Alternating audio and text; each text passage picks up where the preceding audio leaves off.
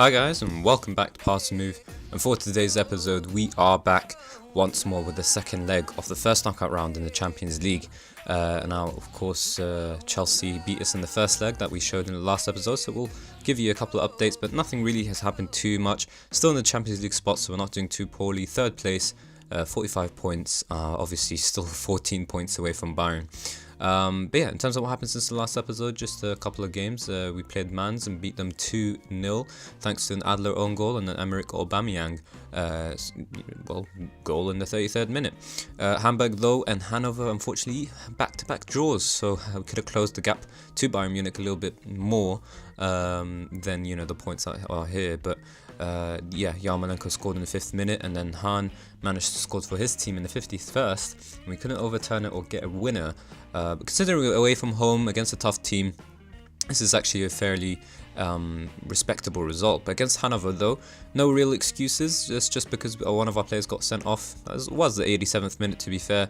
But yeah, I mean, home game should be winning.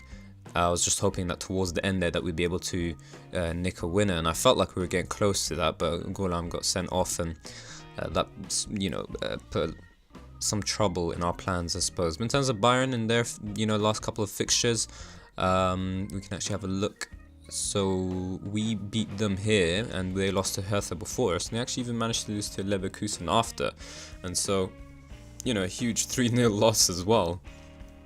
And if we had won, I think actually this game we did win, but our draws in these two fixtures here, we didn't play BMG and Wolfsburg of course, but the fixtures that we had around these two rounds of the first division, Bayern managed to win there, so we couldn't keep up with them anymore, and actually we dropped about 4 points there, I think, if I'm not mistaken, so it should be just a 10-point gap, which should have helped. I thought for a moment there we might catch Bayern on an off chance, especially after I saw that they lost to Leverkusen, but after that it was kind of just gone downhill.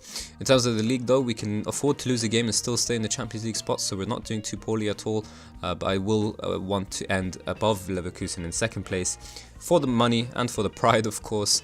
And hopefully so next season that we can end in first place. In terms of where we ended last season, it was actually third, so we do want to at least see, I know it's just one spot, but that would make some sort of sense to see some improvement. But yeah, today is just all about the Champions League, so hopefully we can overturn this result. They do have 2 away goals, so we need to score that many to actually have any type of influence on the game.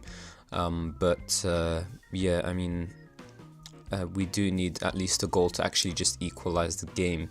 Either way, we really need 2 in truth, because even if we score 1, we still go out on away goals, so scoring 2 away at Stamford Bridge is going to be a bit difficult. And I was kind of debating whether to show you guys this game or not, because I felt like it wasn't too important given the circumstances of the first match, but I felt like might as well just complete the story, and nothing really interesting happening in the first division as of yet. No real huge games or any of that sort, so why not show you one more Champions League game and sort of just complete the series, I suppose.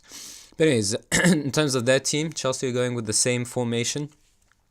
Really, they've sort of gone with a couple of backup players. I'm not sure if there's someone injured, but there are players like Rahman and Kennedy who are possibly not first teamers on a regular basis.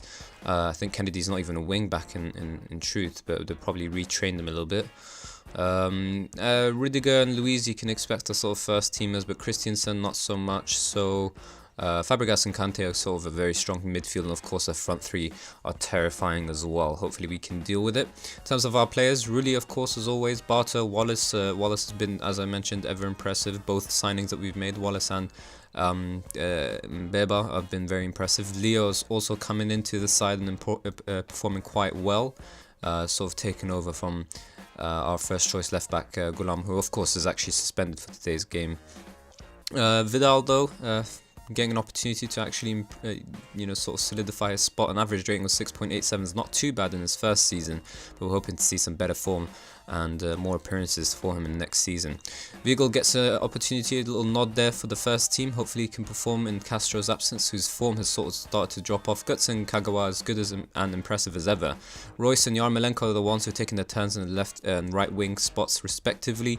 Both players, really all our wingers so far for the last maybe past 10 games have been underperforming, and so I've sort of been rotating them, trying to find a combination that works. Hopefully today these two work. They are supposed to be our first choice players, I'm not sure whether they're, we're playing in their most comfortable roles as inside forwards, but maybe they're playing poorly because the formation doesn't necessarily get the best out of them. 4-3-3 gets the best out of the central midfield in truth, but also at the same time I feel like it's because the tactics doesn't help an inside forward. We're trying to be direct and inside forwards aren't necessarily too direct, not as direct as wingers anyways. So I might consider halfway through the game just switching Royce for Yarmolenko and playing them both as wingers instead of inside forwards and see if that helps. Aubameyang though, as always, top goal scorer and 20 goals, 4 assists, 7.3 rating. It's just very standard for him to be playing. Yarmolenko, for all the poor talk I suppose about him, he still managed to get 13 goals and 9 assists, most assists out of the squad, and an average 7.12 rating is not bad at all. Can we not see Royce? It does pop up for everyone, alright. Yeah, so far 6.73 rating, but considering he's got 5 appearances, 2 off the bench, 3 goals, it's a bit unusual that he's got such a poor rating. Anyways, I think we can finally kick off, just quickly get this team talk out of the way. I think going with the revenge is the appropriate team talk, especially because as it showed there, I'm not sure if you guys noticed, but we are underdogs for today's game, and so I didn't want to go for the underdog team talk. I feel like that kind of gives players an excuse already. If you go for revenge, it kind of helps a little bit more and makes a bit more sense. So we've got replays on, key highlights, what are the events, goals. Alright, let's get going. So, good news is that Fabregas is already injured, so maybe we can kick him out of the game quite literally. Luiz, of course, as well, so they're not necessarily starting with the most fit 11, but having said that, they can still damage us. And here, Hazard puts a really good ball into Fabregas, and Luiz is very quick to add to, Chelsea's lead. In truth, obviously not the best start, but really, scoring 2 goals is still on the agenda. And if we do it, it will send us into extra time instead of actually giving us a win. But yeah, the agenda pretty much remains the same, so we'll have to do well and hopefully turn this around. Maybe that's a wake-up call to the players. Alright, Royce with the delivery. Rudiger clears it quite easily, but it's only going to come down to Wallace. Can take his time with putting in a good ball or possibly passing it. Instead, he goes for Aubameyang apparently, and I don't know who fell there. Christensen, I think it was. But Aubameyang should do a bit better. I know it's a bit of a tight angle, but he sort of let that drop for too long. And it was, I think, the first clear-cut chance for ourselves. Chelsea also getting a clear-cut chance themselves. But anyways, Fabregas, Kante. Let's zoom in a bit here. I feel like we're a bit too out. Anyways, Kennedy playing as a wing-back. We should try and exploit that as in every opportunity, really. But them playing 3 men in their backline will definitely help them as well. Hazard. Cuts inside, finds Morata. But Bartra deals with it quite well, and Royce can get us going.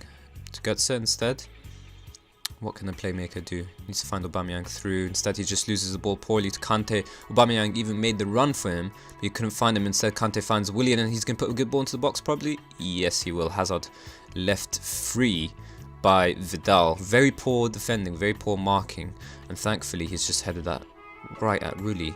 And again, thankfully, he's just got poor heading in general, probably. No, I would only assume so. Royce, though, with another delivery. What can he do this time? Wallace is up for it. Ah, that's such a well-placed header. And there didn't seem to be too much pace on the ball. But it's just the power on his header. Actually, he really didn't focus on his power. He used more about his placement. Just look at that. You know how they say it. Neck muscles. It's all in the neck muscles. And he just puts that in really well. So we just need another here.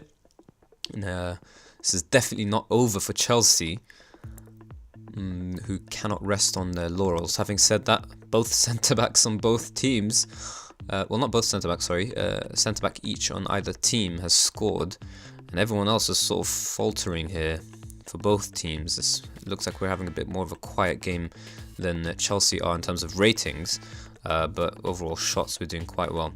Unfortunately, Leo has picked up his injury, so we'll be looking to change that. Royce, can he score from free kick? I would love the Royce free kick.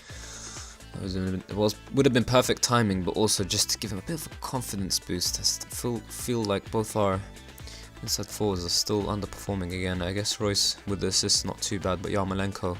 Aubameyang he's very inconsistent, if you ask me, in my opinion. I'm not sure if it's my tactics or the shape or whatever it is, but we're playing him in his best possible role.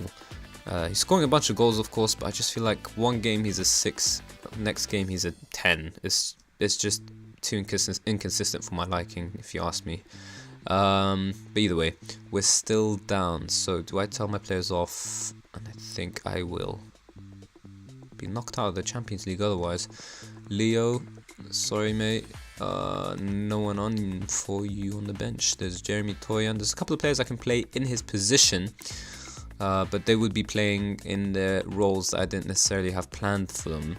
So let's just keep it as is. See, we'll change Leo only for forced to, and of course, like I mentioned, he was in good form in recent games, so I feel like I could possibly change the inside forward roles now, maybe. Let's give that a go and go into attacking as well and see if that helps both these wingers here perform a bit better. Even though Royce has got an assist, rating wise he's only a 6.7, so we could definitely do pushing up. Hopefully wingers are delivering early and whatnot.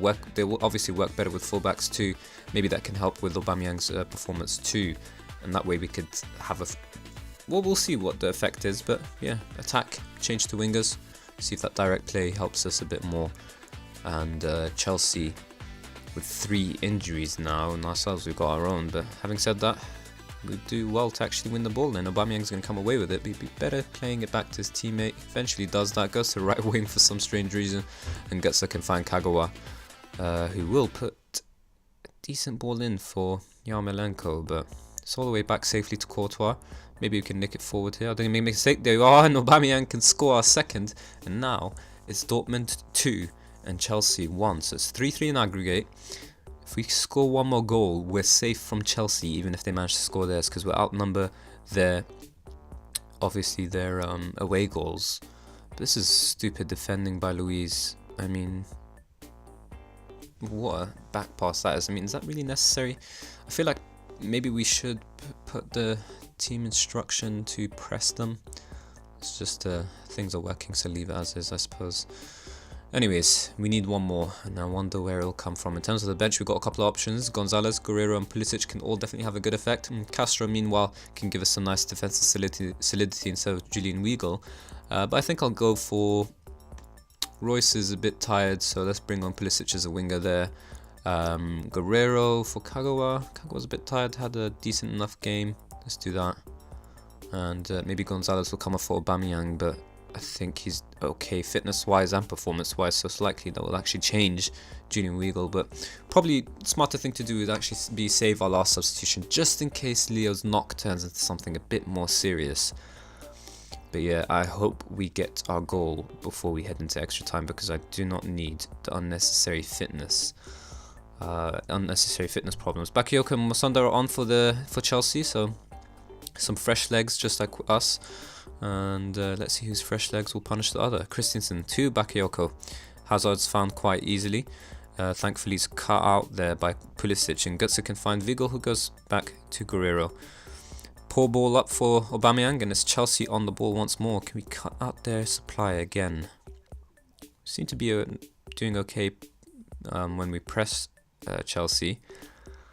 Having said that, Morata's just taken on a whole defense by himself and gotten away a decent shot there. Very poor defending in truth. Alright.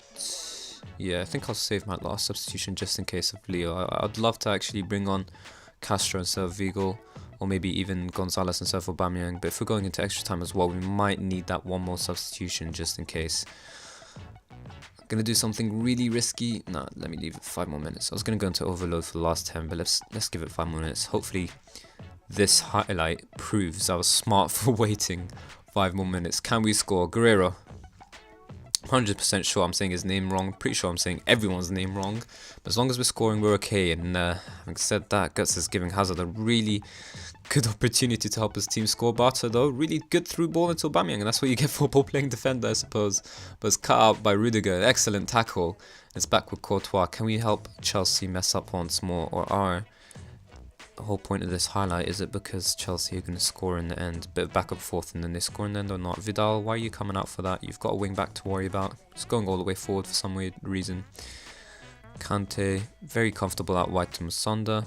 And again, the wing-back gets further than our winger. We're not tracking our men, which I guess kind of expect from attacking midfielder, but yeah, we needed better. To be fair, it still remains the same. We still score one more, we'll still go through, so let's do that now. I think we will work better in terms of combinations. I know it doesn't make sense since we're going into overload and we should be more attacking, but I just want to try it for a short while. Hopefully these two will have, you know, both flanks will have better partnerships this way. So let's try that. Overload, take more risks, pass in space, clear ball into flanks, hit early crosses, run at defense, and let's see if we can grab a goal now. Chelsea though, causing some serious morale problems because now there is no extra time if it stays as is. Can we beat Chelsea through aggregate? Obviously normally would be great, but I don't see us scoring 2 goals in the span of 9 minutes at Stamford Bridge against a 3-man defence. To be honest, I'm quite shocked we even scored 2. The clock is seriously ticking, but thank God we get another highlight. Please tell me it's in our favour. Götze, Guerrero, the ball's moving about quite quickly this time. Zabacosta though can clear it, thankfully Wallace won it, but it's just to Musonda. Really good tackle from Bartra, and Götze gets it away to Pulisic. Can he find a good ball? No, he cannot, unfortunately, but Rudiger just heads it back to Götze. We have to be a bit smarter with our play, boys. And there you go, that's exactly what we're looking for. Yarmolenko, is he going to go by himself? Oh, he does. Sort of a semi-shot cross sort of thing, a weird mix between the two, and either way, it goes out. And I will have to make one more substitution. I'm just thinking, let me try it. Nah, if we ever want someone to score, it would be Aubameyang. I'll just leave the last substitution. Alright, set piece goal please. All the way over everyone, and Rudiger can get his team on the counter. Are we getting exposed? Chelsea are seriously going for this counter even though they're winning. Come on, shut him off. Shut him off, shut him off. Stop it now. It's always Hazard, isn't it? Really good tackle there though, but Götze is not alive to it.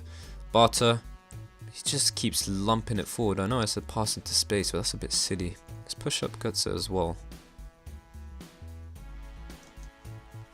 Chelsea just look like they're going to score again. In truth, I do not have any sense of faith in my defensive line. Bartra, as a ball-playing defender, seriously should be doing better than lumping the ball forward to Aubameyang at every chance. Having said that, Yarmolenko does it really well, but Rudiger's there to punish us again. He's just been a wall at the back in truth, and he'd be unfortunate to lose out on the Champions League quarter-final spot, but, you know, no sympathy for the losers, isn't it? Come on. I'm pausing it because I'm trying to think of something to do, but even if I do something now, it's not going to really have an effect on the game, will it?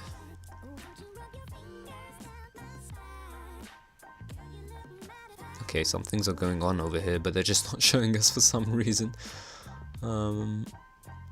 I think we've done fairly okay statistically. We created some really good clear-cut chances as well. Unfortunately for us, the first leg has punished us.